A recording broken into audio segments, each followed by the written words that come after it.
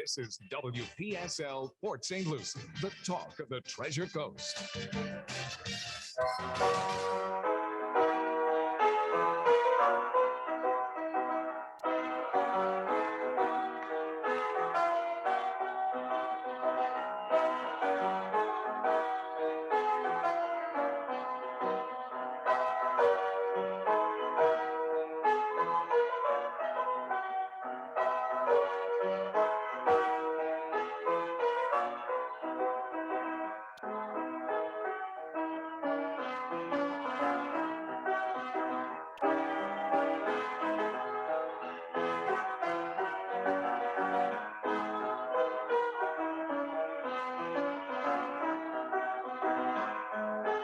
It's 11:07 at WPSL 1590. We're talking the Treasure Coast. You're on Ask a Rabbi. And this is Rabbi Shafir Lobb of Congregation Eitz Chayim, your Jewish home on the Treasure Coast. And we are playing with new technology, folks. And it's ever the fun. And it gets newer each week. It does. It keeps changing, and that's a good thing. That's a good thing. Maybe. I can hope. Maybe not. Hush. Okay, so this is upside down because I don't know which way goes up on an iPad. There we go. Yeah. What can I say? Well, you can do the show Okay, standing on so your we're head, good. right? So we're positioned. Oh, We've got okay. everything positioned. And, Cool. Yep.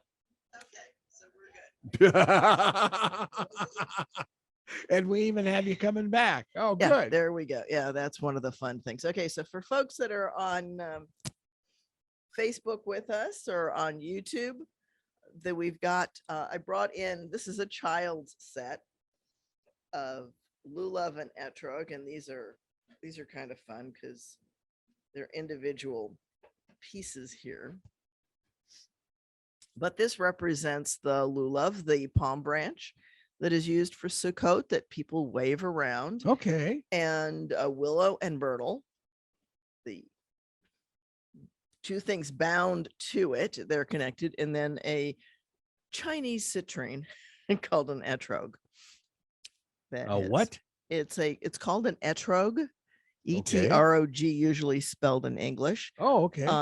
Citrine is the other name for it. It's obviously in the citrus family. It looks like a lemon. Yeah, and you can imagine by the relative size, this is a big. It's I often describe it as a lemon on steroids. Yeah, no, it's very large lemon. Yeah, and it's got this little thing sticking out of it that comes from the flower. You can imagine this is attached here on the tree, and it has this little thing called a pitim. And it either grows with it or without it. If it has it and it falls off, then it is no longer kosher or allowed for ritual use. So there's all kinds of very exotic packaging. Back in the day, these used to be wrapped in hemp to keep them safe, but now they make styrofoam containers that hold them and keep this nice and safe. And that's always what you're safeguarding, because little ones will push on it. So they used to have some cool ceremonies in hemp, huh? Oh, I'm sorry. That's can't imagine why they're no longer using that. What can I say? Down, boys. Both of you. You know you're in trouble in this place. So anyway, so this is a child's set for practicing. We have the real one at the temple. And I love how it velcros to itself. That's kind of cool. So you can carry it. But normally you would have a carrier for the etrog and the lulav. There's a couple of really interesting pieces about the holiday. As I mentioned last week, the Talmud says of Sukkot that if you haven't been in Jerusalem during this festival of Sukkot, you have not been to a party. So you can imagine what it must have been like. 70 oxen a day slaughtered and barbecued. And that's basically what a sacrifice was. It's a barbecue. And which I always get a kick out of that email that was popular by Dr. Laura, or that was attributed to her, whether she had anything to do with it or not, who knows. I love the internet for things like that as well. But in it, it says, if my neighbor doesn't like my barbecue, what should I do? But that is what a sacrifice was. It was roasted on an open fire, meat. And if you were a vegan, you didn't like that very much. But omnivores liked it because it tasted like barbecue. And that was 5,700 years ago. No. Right? No. That's the age of the world as we know it. And I'm going to stick in that phrase, as we know it. And I joke with the Orthodox and say that we quibble only about a week. Okay. I don't have a problem with the idea of billions of years because it's God's time. And I'm not here to understand what that is or means. And I don't know how you measure time before there's a sun, moon, and planets, which doesn't happen until Tuesday or Wednesday. Well into the week. Are you trying to say that God's 7-day week isn't quite? It isn't the same as our 7-day week. With the units had not been defined. They're not given by God. They're not mentioned anywhere in scriptures. Does it say an hour? It says watches. That's why the first watch restaurant is a breakfast restaurant. That's the first watch of the day. That's the first chunk of hours. There were 12 hours of daylight and 12 hours of nighttime in ancient times because that was good enough for what they were doing. And so each day was divided up into watches. Okay. Yeah, makes sense. And the first watch obviously would have been when you had breakfast, and the last watch would have been probably when you ate before turning in when the sun went down or close to it.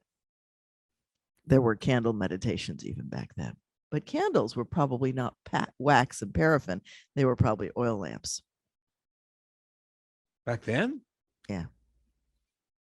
Wow. They had Yeah, oil paraffins lamps back then. Oil lamps are very old. I don't think Adam and Eve had oil lamps, but they certainly did by the time of the temple. The menorah in front of the temple is an oil lamp because they collect pure olive oil to burn in it. Oh, okay. So, and they use, there's a discussion of what the wicks are made of. And in fact, in Sukkot, the priests get new clothing for Rosh Hashanah and Yom Kippur. And so at Sukkot, they burn the old ones. They use them for wicks. They're linen. They would be wonderful wicks. And they use them in the 8-day festival, 7 days of joy making and 1 day of holy convocation, whatever that is. Sobering up probably to hit the road. Well, because during the festival, and Sukkot is called the festival. Everything else is usually referred to by a multitude of names, but Sukkot is called the festival. If you read somewhere where it says during the festival, it's saying Sukkot. So if you don't see it named specifically and it's just referred to as the festival, it is Sukkot. So it's a gigantic luau. Yeah, I think Mardi Gras, that kind of Yeah. carnival, those kinds of things. Last harvest, before you go into the rainy season shutdown.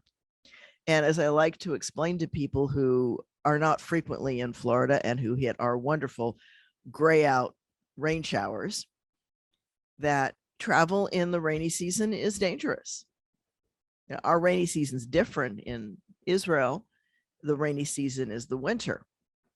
And so travel in those kind of conditions, it's easy to get lost. It's easy to slip. It's easy for your animals to slip. Not a good time to travel. So people didn't do a lot of traveling in the winter. Most of the activity occurred during the summer. Food was more available, lots of reasons. And so this is the last big set of holidays before everybody goes into the winter shutdown. And the only thing that's going to happen in the winter shutdown is Hanukkah. The next big thing is the sap starting to move in the trees, which is Tu B'Shvat. So, yeah, we're coming down to the tail end of this. And the next month is actually called Pur Cheshvan because there aren't any Jewish holidays in that whole month. And I don't know any rabbi who thinks of that as poor. Everybody thinks of that as a chance to catch your breath. Sounds like vacation to me. Yeah. Well, I don't know about vacation, but certainly you get to sleep in a little more. And that in and of itself is worth something. There you go. Yeah. So, yeah. So these are the fruits that are associated with it, and they get waved around. So yeah. It's also they spend all night. They said the linen is used as the wicks in the 40 log, which is just like a 40 quart oil lamp. So it's huge. And Talmud says that when the lamps were all going, you could read by them. They were that bright. So, yeah. So they spend all night drawing water from the pools of Solomon, still the sweetest water in the Jerusalem area. And it is wonderful. And that water would have been drawn into all kinds of containers, carried to the temple for the morning to afternoon water pouring. So when did the actual like Hebrew not language, but writings start? That's a very good question. It wasn't there for Abraham because Abraham does nonverbal deed transfer. When he buys the cave at Machpelah, it's done in the gate of the city. And there's this really elaborate calling everybody together to watch the money go to the original owner and the deed come back to him. But there's only a marker that comes back, right? So money goes out, a marker comes back, and I guess you set the marker or carry the marker or something of that ilk. And gee, perhaps that's really what Rachel stole, but never mind. That's another story. So Abraham buys. What? Where'd she come in? Oh, well, she's sitting on something. The great things. All right. Yeah, well, that's a whole nother story. We'll get there another time. So he buys the cave of Machpelah, where he is eventually buried. It's and Sarah is buried, and even Jacob gets buried there. Right. So that's the family cave, if you will, which is what people were buried in. They would be laid out in the cave until the flesh rotted away, and then you packed the bones away into ossuaries. So that's a much older form of funeral kind of things. And you put people away quickly because they didn't embalm. Now the Egyptians embalmed because Joseph is embalmed and Jacob is actually embalmed. Wait a minute, back up. Really? Yeah. Back then they had embalming, very effective embalming. Think of the mummies. Come on, they last forever. Sure. Yeah. Right. And so in scriptures, it's described that they were embalmed because they laid in state. They were Joseph's parents and Joseph himself, who was vizier. They're going to lay in state because that's an old tradition for people to come and pay their last respects and actually see that the person is in fact dead. So it's a very public kind of event. And if you're going to lay in state, you kind of need to be embalmed or it gets stinky. That's just a simple. Right. Makes sense. Yeah. But for most people, the funeral is very quick, so as to make embalming not necessary, because the object Jewishly is from dust to dust, from ashes to ashes.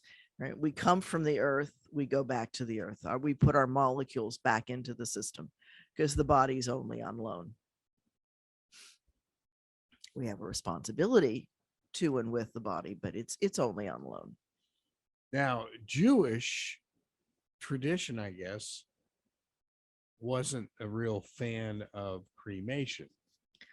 It comes and goes, and right now the anathema of it is more associated with Germany. Okay. Yeah. Need I say more? I get it. Yeah. Oh, right. Because so many people were burned in ovens. Yes. That the idea of that. Yeah. That has an emotional kick to it now. Wow. There's a line in Amos where they talk about going into the plague is so bad. The times are so bad that you go into your uncle's house with the man who burns the bodies and call out and no one answers. It's a chilling scene. Yeah, it sounds like it. Right. And so, but the man who burns the bodies. Now it's usually translated as the man who cares for bodies or cares for the dead, but it's who. Wow. Okay. So it, especially in a time of plague, very common to burn so as to diminish the likelihood of the transmission of the disease. Gee, and I thought COVID-19 was our first plague. Right. That's why we had the Roaring 20s in the 1920s. Was because of the plague of 1918. Yeah.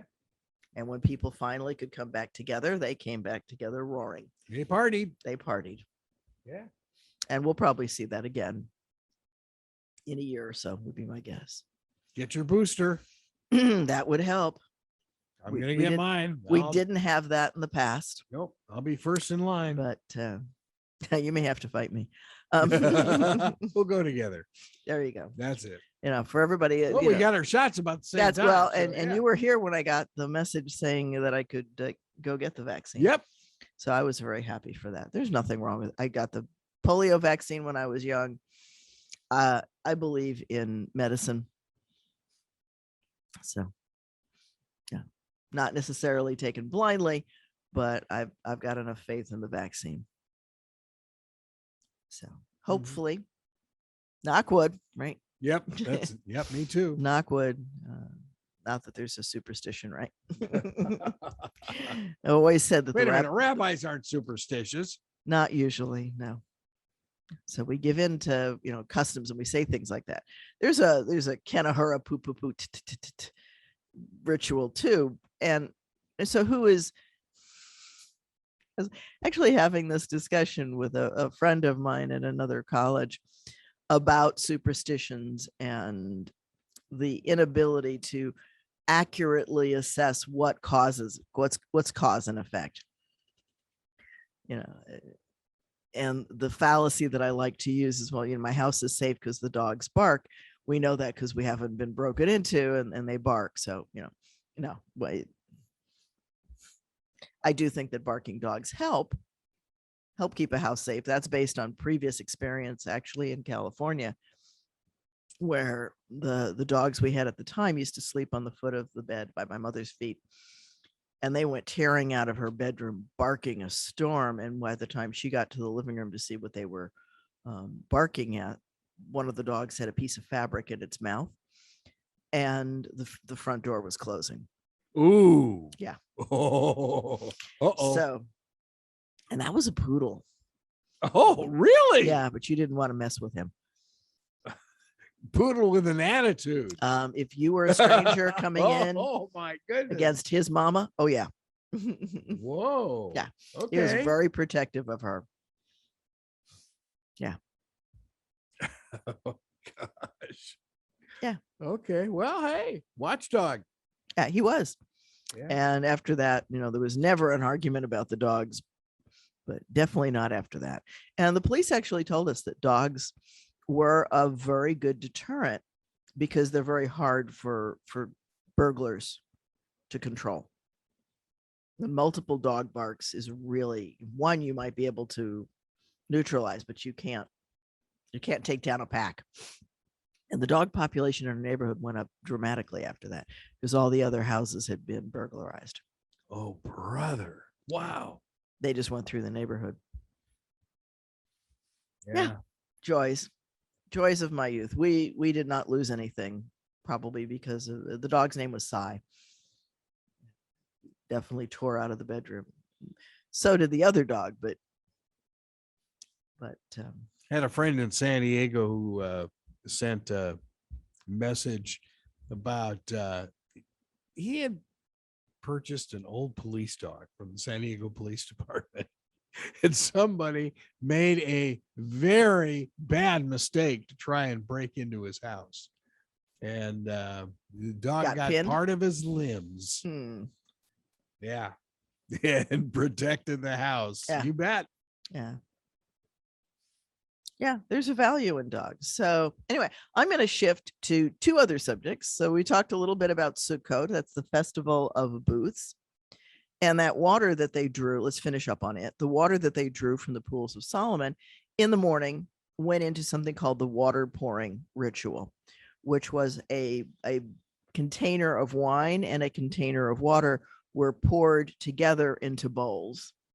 And if you continue pouring and pouring and pouring, you can imagine the object of that is to pass it around and drink. And in those days, why water and wine? Because wine couldn't be drunk in its natural state. I mentioned that last week, and I'll say it again.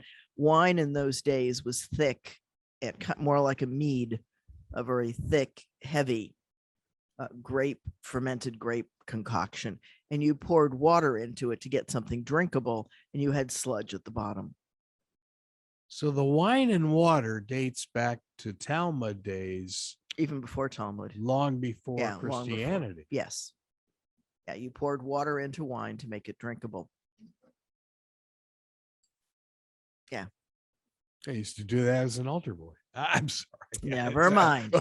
We don't want to go there. Okay, so when was the temple? The temple was destroyed in and around 68 to 70 of the Common Era. So we're talking, take 2021 minus 68, and it's about that many years ago. Totally destroyed in the year 70, according to Roman records. That's when they burned it, the second temple. And actually, that was Herod's temple. Herod took the second temple and embellished it because Herod the Great, and Herod is a challenge because Herod had 4 sons, all of whom he named Herod. George Foreman. Mm-hmm. Yes. It's amazing how many people make that connection. Yeah. And so Herod was slightly egotistical, I take it. I believe the word is megalomaniac, but yes. So, and he was called the Great because he built many, many fortresses. He built the Citadel of David. He built the temple up beautifully. He decorated things. He built Caesarea on the sea for the Romans to keep them out of Jerusalem most of the year because Romans and Jews didn't clash so well, or Judeans. He built Megiddo, which again gets destroyed, and a number of, he builds Masada up on the plateau, which I can't even begin to imagine how many years it took to build a 3-tiered palace. It's gorgeous. You should Google Masada and see Herod's palace, Herod's getaway that the zealots by actually Jerusalem? Used. It's by car. It's not bad. It's a couple-hour ride from Jerusalem. I'm sure it was quite more interesting by donkey or horse or camel or whatever they rode, because it took a while to get there.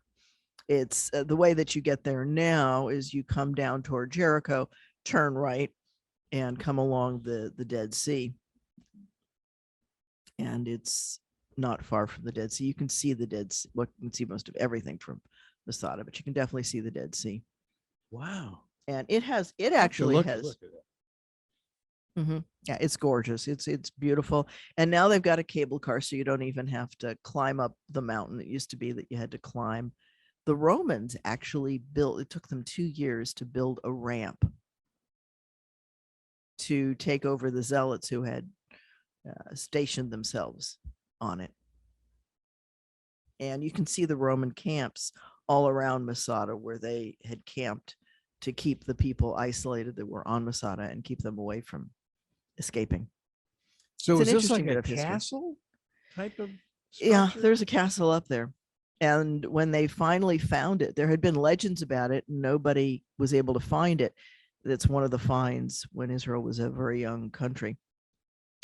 And they found Masada, they found Qumran, they found a bunch of different things in and around that area. And they found granaries up on Masada, and they were able to sprout the grain that was in those granaries. So are you able to like tour that area now? Yeah. Oh, There's a lot of tours. I recommend it on anybody's trip Oh yeah. who goes to Israel is put Masada on your itinerary. You bet. That sounds great. So it's a good day's excursion. They'll stop at Qumran usually on the way from, you'll take a day trip from Jerusalem, or you'll take a tour that's going to go from there and head south to Eilat, something like that. None of those places Israel's not a very big country. Yeah, you can kind of it's not a lot. So you'll take the ride out of Jerusalem down the hill, down the mountains, down to the Dead Sea. You're going from the height of the Judean hills down to the Dead Sea. Jericho's the lowest city on the planet. In the Dead Sea, that area, you'll visit the lowest point on earth, and you'll probably take a stop at Qumran and look around, and then you probably go to Ein Gedi. So what are you talking about elevation wise? Are they hills or are they mountains? They're hills like Pennsylvania. They're mountains. Okay. Yeah, people, local people call them hills, but most of the rest of the world will call them mountains. Okay. But like by California standards, they're hills. Yeah. Okay. Gotcha. Yeah, they're not quite as high as the Rockies, but they're up there. Oh, okay. They're up there. It snows in Jerusalem. I don't think it snows down in Jericho. Mm-hmm. Elevation difference. I think it melts by the time it gets there. Mm-hmm. And and Ein Gedi is the waterfall, Sweetwater, the nearest Sweetwater to Masada. And then they'll usually take you over to Masada. And then you'll probably spend the night. There are now hotels in the Dead Sea area. There weren't back in the 60s and 70s and 80s. There were not hotels there yet. New hotels have come up all over Israel because of the tourism industry. Mm-hmm. I'd like to see that someday. Yeah, it's a fun thing to do. And if you go during Sukkot, it'll be a wild time even now. So lots of things going on, and people running around carrying palm branches and waving them around. It's amazing how no matter what the religion, it seems like there's always a palm ritual of some sort. Palms are handy and easy, and they grow. Mm-hmm. And they grow everywhere. And there's, and I like to use the palm as an indicator of that God likes us to be different from each other. Because if God wanted everything to be the same, there wouldn't be millions of kinds of palms. Ooh. Okay. There's no reason for as many different kinds of palm trees as there are, other than beauty and aesthetics. Never thought of that. Yeah. You don't need this many kind of palm trees. Said the one who, has a ponytail palm and this palm and a tail palm and a royal palm and whatever in my yard. We like diversity, so does God. So that's a perfect segue to talk about two things. First off, our plant sale. And let me just mention real quickly, 772-340-1590. If you'd like to give me a call, this is Ask a Rabbi. This is Rabbi Shafir Lobb of Congregation Eitz Chayim. And we do have our plant sale, our monthly plant sale this Sunday and Monday at the Temple, 540 Northwest University Boulevard, Suite 102. It's the front building toward the center by the elevators. Real easy to find. It'll have the orange and green plant signs in the window. And that's Sunday from 1 to 5 and Monday from 11 to 3. So services tonight. It's an alternative Shabbat. We're going to actually dedicate it to the memory of Cantor Richard Kaplan, who passed this week. He passed at the beginning of Sukkot and is an amazing man. We'll play some of his music. So we're dedicating the service to him. I saw you posted that on Facebook. Yeah, actually his funeral started 5 minutes ago in California. Okay. Uh-huh. So hearts go out to his family. And so now where did he live? He lived in California. Okay. And now he was a cantor for a good number of years at a congregation there. So there'll be more information, and we'll play some of his music tonight as a dedication to him. Yeah. He's actually, during the rabbinical retreat, when we had to take our rabbi classes, there were other classes being offered at the retreat center and Richard offered one of those, actually, Cantor Kaplan. And my husband took that class with him and had a great deal of fun. And we became family friends at that point. And we actually had him at our congregation in Tucson for a weekend, for a scholar in residence weekend. Yeah. So a lot of influence there. And he blended Sephardi and Ashkenaz music beautifully. So we'll play some of that. Okay. Yeah.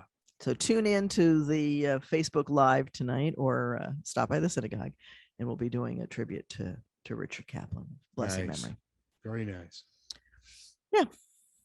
So plant sale Sunday Sunday and Monday, and the alternative Shabbat this weekend. There are not many holidays left. There's only two: Shmini Atzeret and Simchat Torah, and those, thanks to COVID, are very muted this year.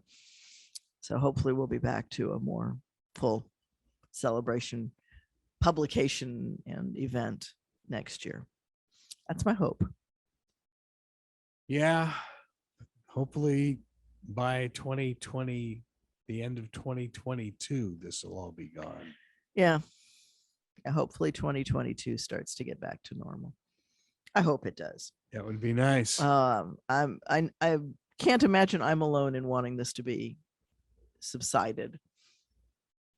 Well, luckily, it seems like it's starting in that. It's starting to subside a bit in Florida. God, I hope so. Yeah. Yeah, we've lost so many people though. Yeah, we have. And I don't think there's anybody now who doesn't know somebody. You know, it's become very real. In the beginning, the cases were few enough and far between enough that most people didn't know somebody. Fear was higher, I think. I think we've become kind of numbed to it to some extent because it's so common now. People are still dying from many, many things. We will eventually all die. The question is, how do you want to go? And those are some serious questions. So that brings us to the last point that I wanted to talk about today that's on my list, which is, why do people do some of the crazy things they do? Why do people try to stick to ideas that don't make any sense, that aren't logical? Why do people reject this or reject that? And why do people become entrenched in things? And the very short, simple answer is that it's wrapped up in their self-perception of who and what they are, what we call identity. People want to belong to a group.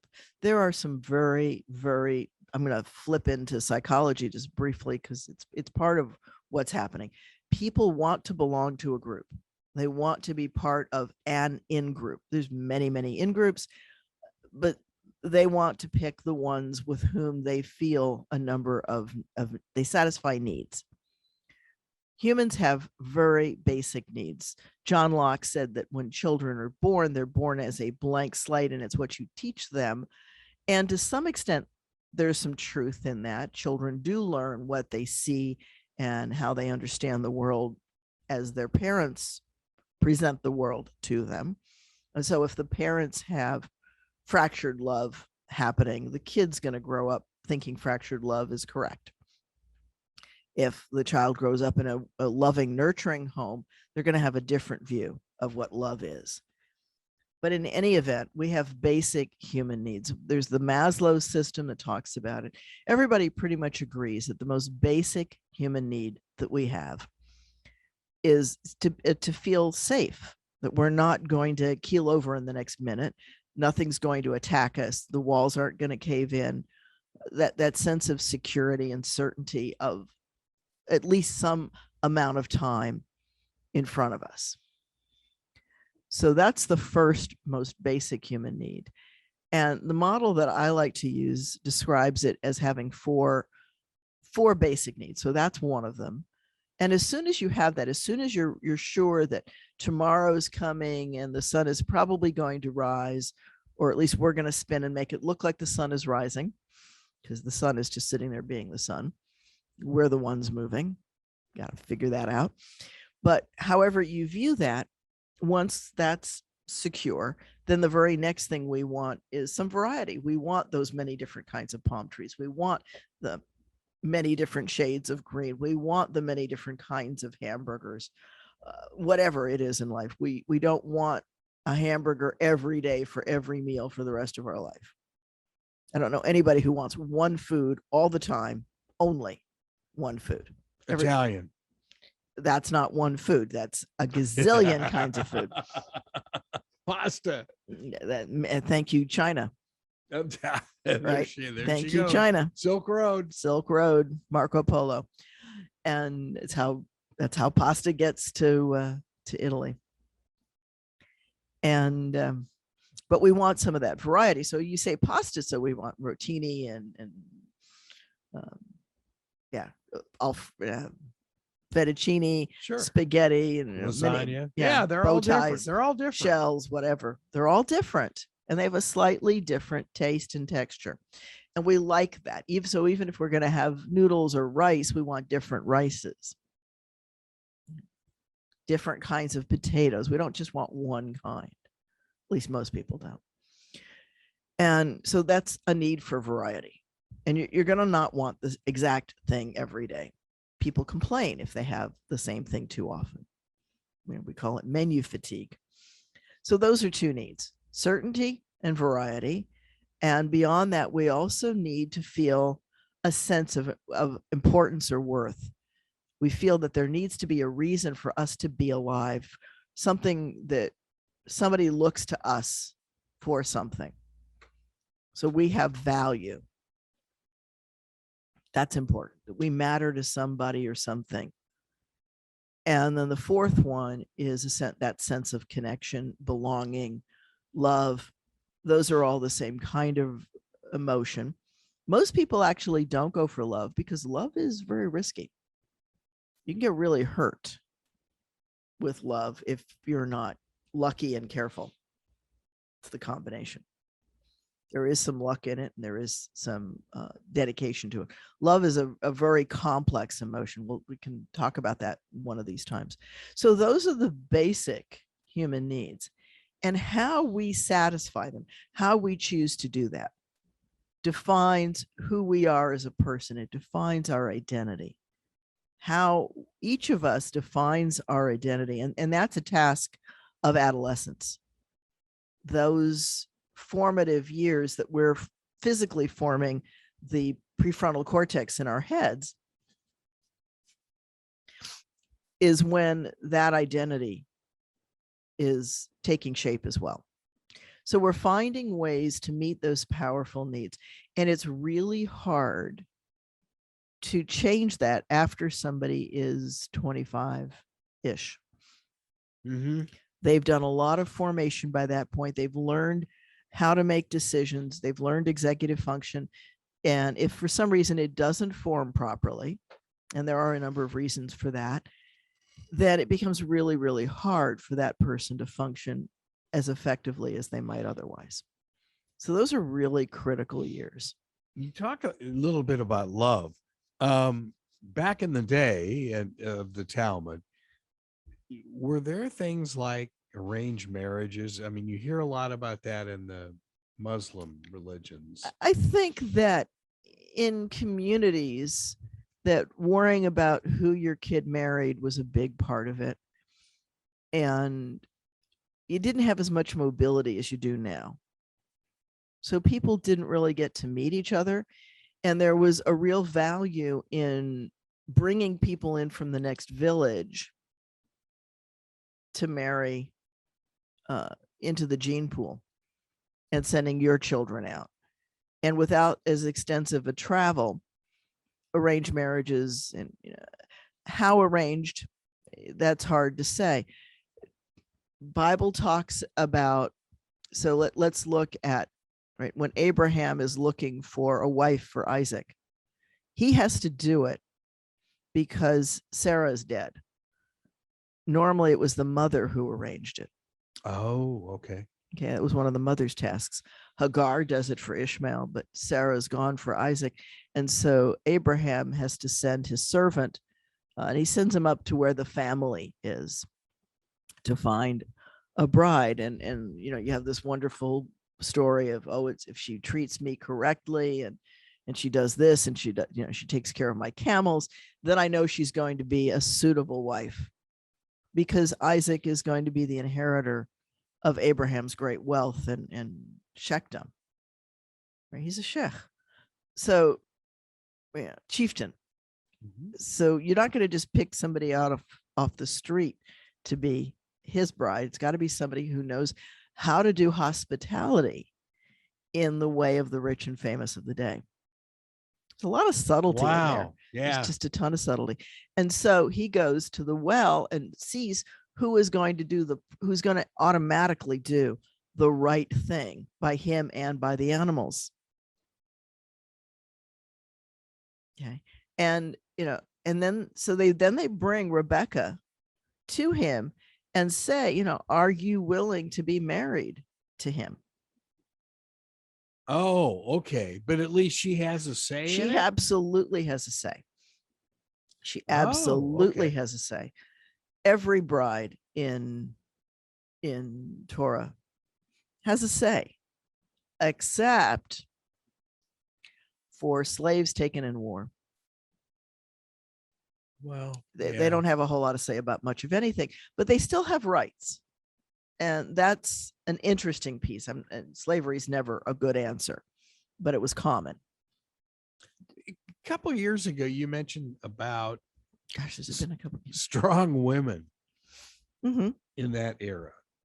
Yeah, there are. They seemed, well, just hearing about them, Mhm. it seems like there are.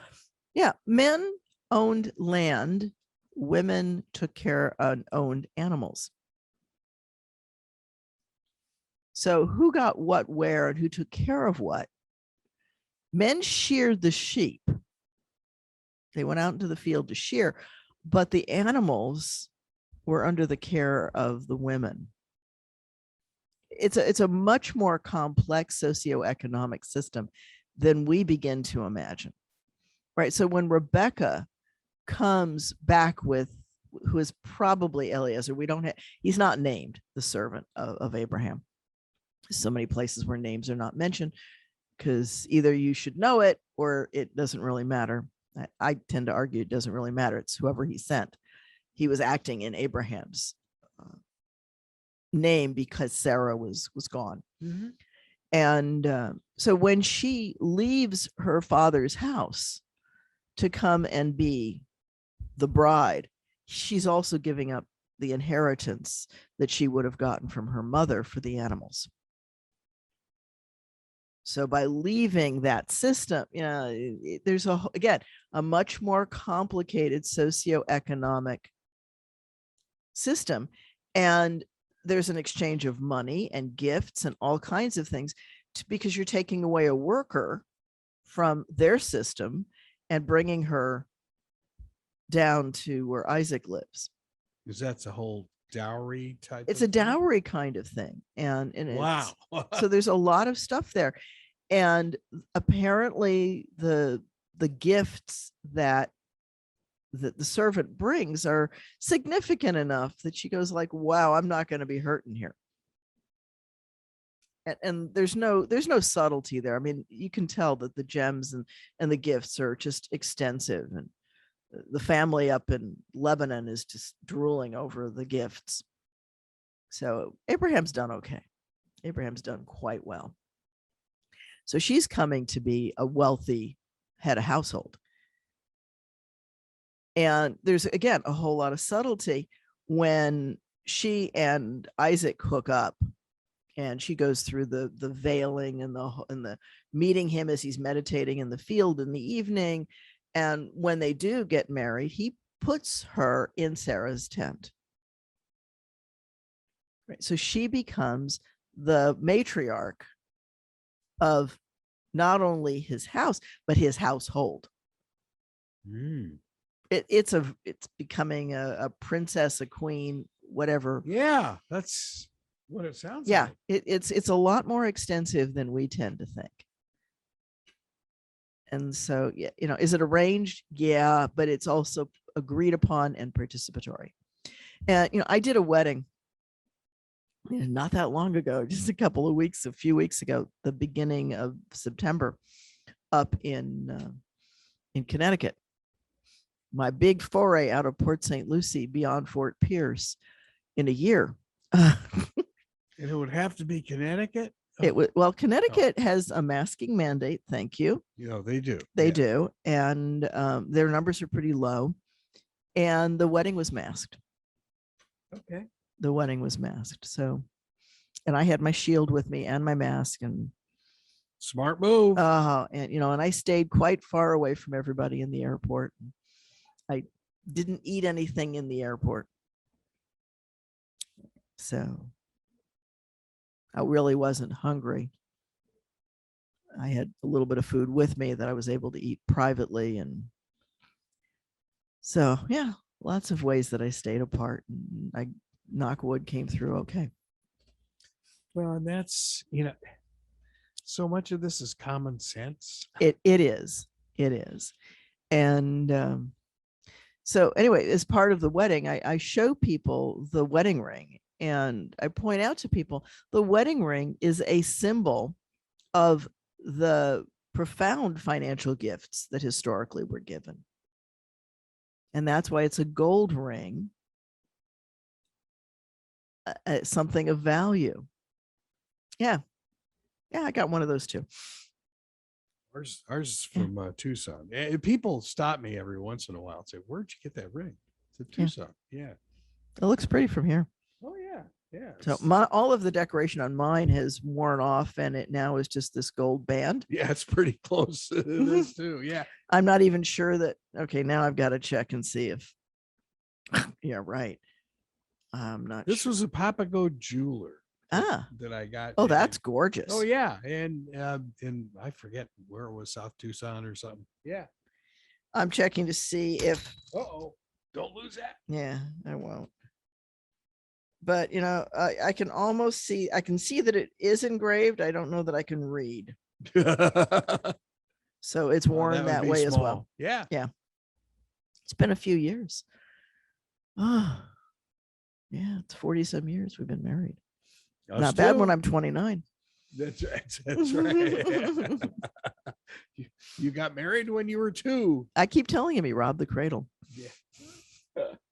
That's great. So, yeah.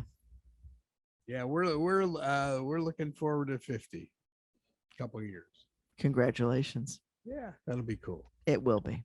So do something special.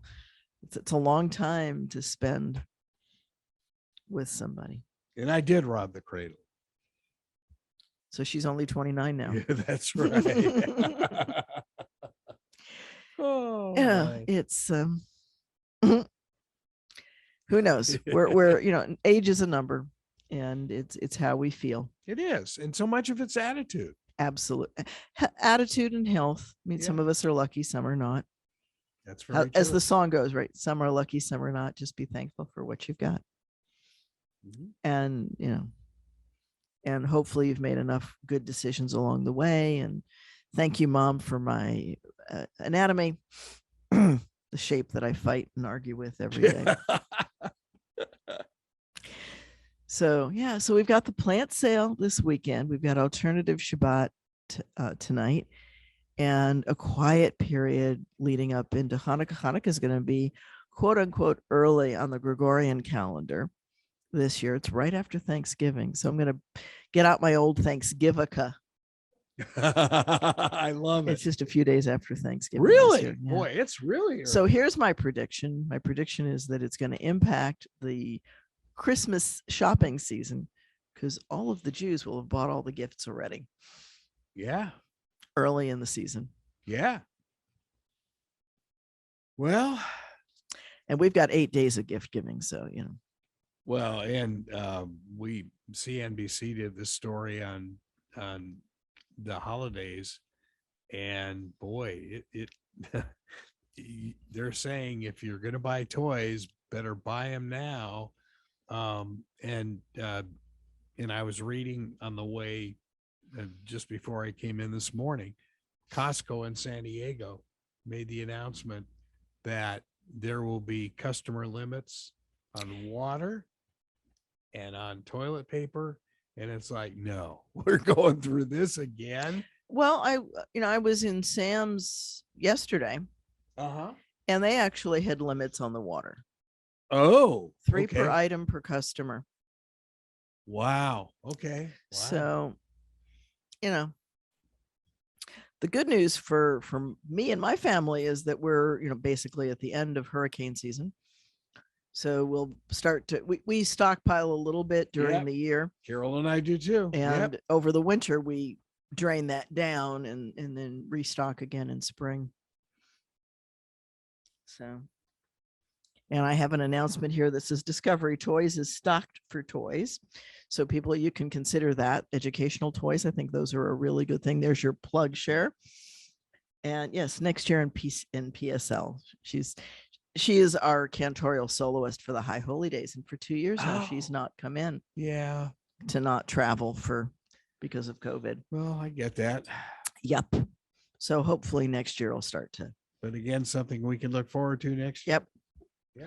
And if anybody, Discovery Toys is a great way. I think they do make great toys for your kids. So there's a plug, Sharon. And if you want to connect with Sharon, you can look for her on the comments on my Facebook post of Ask a Rabbi. There you go. There's also local representatives and local dealers for it.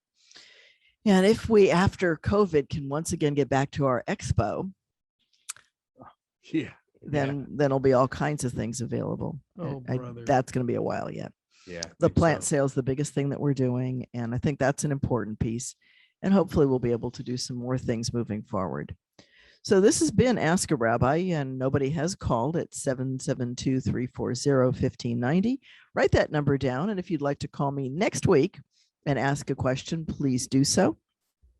Always willing to answer questions as best I can. I don't promise to have all the answers, but I promise to try or learn what I need to learn to answer you the following week. If it comes to the Talmud or psychology, give her a call. Some crazy things. I do lecture in psychology and I do lecture in philosophy, humanities, and even business. So engineering. I don't do much lecturing in engineering. I've done some tutoring. I do a lot of writing, tutoring, and coaching. Aeronautics. That's my husband's specialty, not mine. And on that note, oh, there we go, the cough. Thank you for being here. This has been Ask a Rabbi. This is Rabbi Shafir Lobb for Congregation Eitz Chayim, your Jewish home on the Treasure Coast. We celebrated our 7th High Holy Day since we started back in 2015. Thank you for listening. Thank you for being here, and see you next week, God willing. Plant sale. Plant sale this Sunday and Monday.